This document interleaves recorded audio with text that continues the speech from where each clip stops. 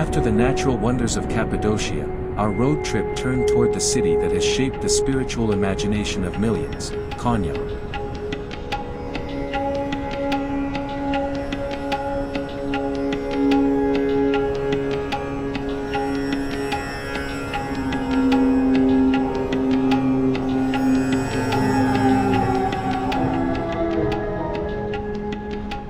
The landscape flattened into wide Anatolian plains, touched by winter winds and an endless horizon. This was not just another stop on our journey, this was the ancient capital of Seljuk sultans, the home of Rumi, and the cradle of the Mevlevi Sufi order. A place where poetry became prayer, and love became a path. As we entered Konya, the city greeted us with a serene calmness. Wide roads, clean streets, and a sense of order that felt different from other Turkish cities. Konya carries a quiet dignity, deeply traditional, yet warm and welcoming. Mosque stood tall against the winter sky, and the sounds of daily life mixed with soft echoes of Sufi music drifting from shops and cafes.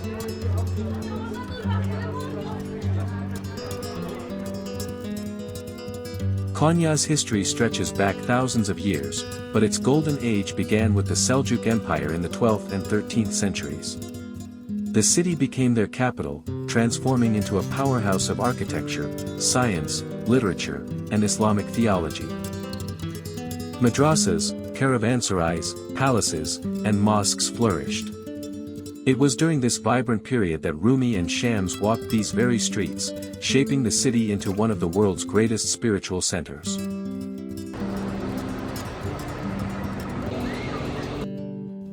Our first destination was the iconic Mevlana Museum, once the Dervish lodge of the Mevlevi order. The moment we stepped inside, the turquoise dome, perhaps Konya's most recognizable symbol, stood proudly above the complex. The courtyard was filled with visitors from every corner of the world, each carrying their own reason for being here: curiosity, faith, admiration, or longing. Inside the museum, everything feels alive with meaning. Manuscripts of Rumi's poetry, handwritten Mesnevi pages, dervish tools, musical instruments, and relics of the Mevlevi masters. This was not just a museum. It was a living sanctuary of knowledge, art, and devotion. Rumi's poetry speaks of love that dissolves ego, connection that transcends time, and a longing that never ends. Walking through these halls, we felt the emotion behind every verse.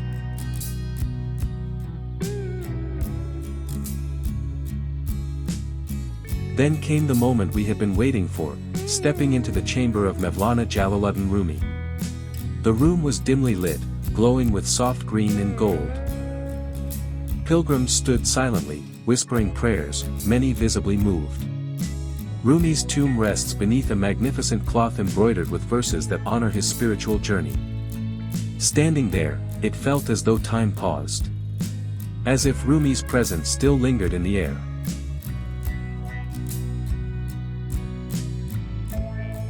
After paying our respects, we explored the Dervish lodge. Small rooms preserved exactly as they once were. Where dervishes meditated, lived, and dedicated their lives to spiritual discipline. Tools for calligraphy, Sufi musical instruments, and ceremonial attire revealed the depth of the Mevlevi path. It was humbling to stand in the very place where seekers trained for years to reach inner harmony.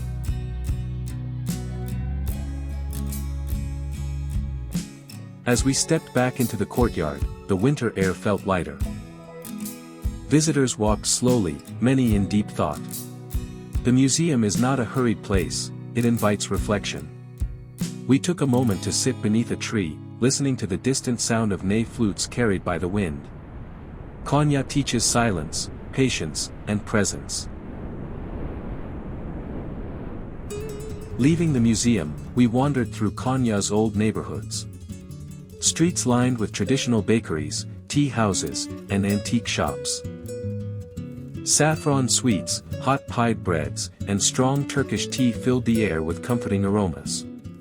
Every corner revealed a layer of Konya's culture, conservative but generous, peaceful but rich with life.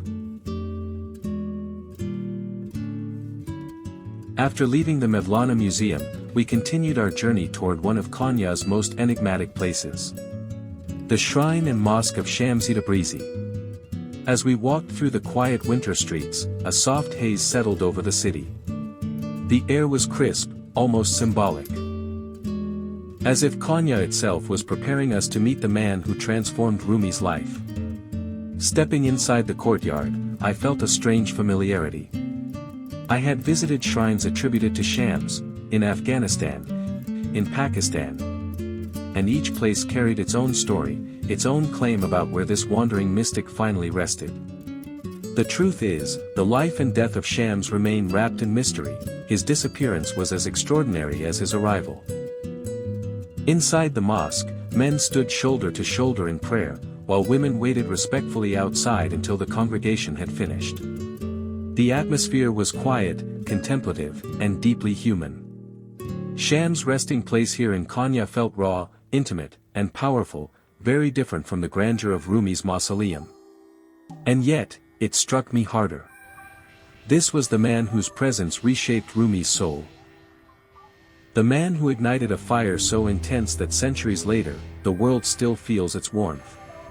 Standing before his shrine, I felt the weight of their friendship. One of the most transformative spiritual relationships in human history. Rumi and Shams were not just teacher and student, they were two flames merging into one. Their bond shocked the scholars of Konya. It broke norms, challenged egos, and awakened a spiritual revolution. Shams was direct, fearless, and brutally honest. Rumi was already a scholar, but Shams turned him into a lover of God, a poet of the universe. Their meeting changed not just their own lives, but the course of world literature. We then visited Alaeddin Hill, the ancient citadel of Konya. Here stands the majestic Alaeddin Mosque, built by Seljuk sultans nearly 900 years ago. Its columns come from far older Roman and Byzantine structures, giving the mosque a unique historic blend. The hill offers a panorama of Konya, a city layered with stories, cultures, and civilizations.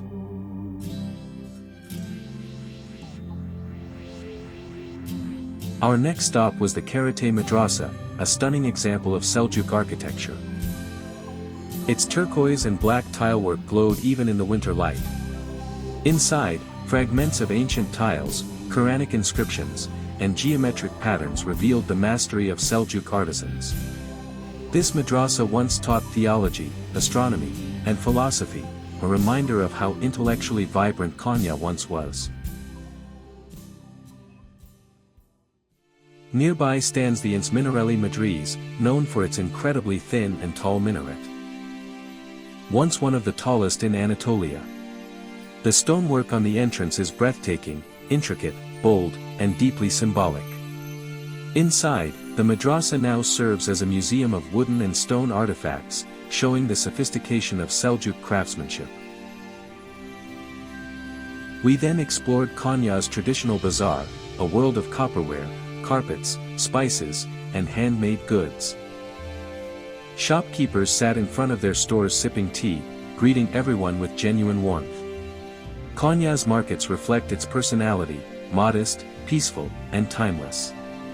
We tasted fresh simit, hot tahini bread, and local sweets that warmed us in the cold. Our spiritual journey continued at the lesser-known shrines. Tabriz Baba, a mystic known for humility. Sadreddin Kanevi, a major Sufi scholar. And Yusuf Ateshbaz Veli, Rumi's cook whose devotion turned service into worship. Each site had its own quiet beauty, places where faith lived in simplicity rather than grandeur. In the evening, we attended the Sema ceremony, the whirling ritual of the Mevlana Dervishes. The lights dimmed. The ney flute began its sorrowful, soul-stirring call. And then, dressed in white, the dervishes began to whirl. Their dance was not performance. It was prayer. Every rotation symbolized spiritual ascent, a journey from ego to peace, from separation to union. It was one of the most moving experiences of our entire trip. After the ceremony, we stepped outside into the peaceful night. Konya felt different in the dark, softer, calmer, more reflective. The streets were quiet, lit by warm lamps, with the cold breeze carrying the scent of winter and incense. We walked slowly, taking in the serenity that this city naturally gives.